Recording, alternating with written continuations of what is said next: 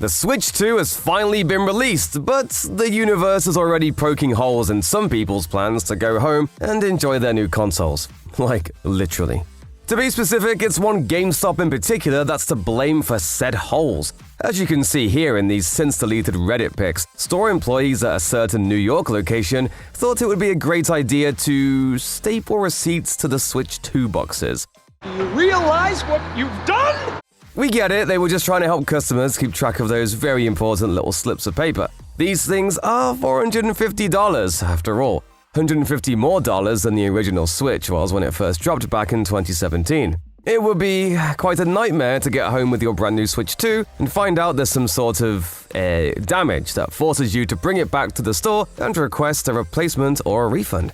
And it would be even more of a nightmare to realize you lost your receipt, right? Man, 10 points for irony, GameStop peeps. Needless to say, the original post, which was taken down due to the store's location and phone number being visible in one of the pictures, garnered plenty of reactions from flabbergasted Redditors. One of them wrote, "Rest in peace to whoever's working that GameStop tomorrow." Another chimed in to say that they too bought a Switch 2 from that same location and ended up with a damaged console. They wrote, "Me and my homie here, we never met before, were unfortunately at the same GameStop, and this happened to me and my other buddy. Think the entire pre-order batch is completely Another Redditor made a point to not just blame the store, but Nintendo as well. They wrote, "These are essentially unsellable now. That store is going to take a huge loss, possibly tens of thousands of dollars. Would people even buy it used? And why did Nintendo package it so poorly? $150 price increase, and you can't even get some protective cardboard or something for the screen?" That's definitely a valid question. Valid indeed. They could also have just packaged it with the screen facing down if they didn't want to drop any extra dough on better safe than sorry padding.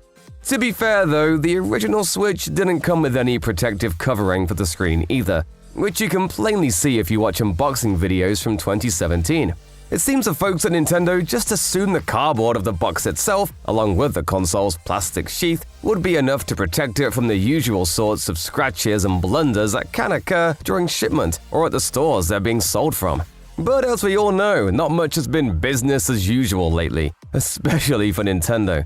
Leading up to the Switch 2's official release, which came years after fans originally thought it was going to drop, there was plenty of fear and speculation surrounding pre-orders, price, and every other aspect of the rollout thanks to President Trump's sweeping tariff plans. Back on April 2nd, Trump announced his tariffs only hours after Nintendo Direct streamed the official unveiling of the Switch 2. While numerous countries are affected by these tariffs, Japan was hit especially hard with a so-called reciprocal tariff rate of 24%, which will take effect on July 9th, unless they find a way to come to some sort of alternative agreement. Beyond that, Vietnam, which is where Nintendo moved much of the Switch production to back in 2019, according to Forbes, was initially slapped with a tariff rate of 46%. It's back down to a baseline 10% as of this video, but still, it's obvious that Nintendo has a lot to ponder and worry about over the next month. Only time will tell how this tariff situation will affect their business in the long run.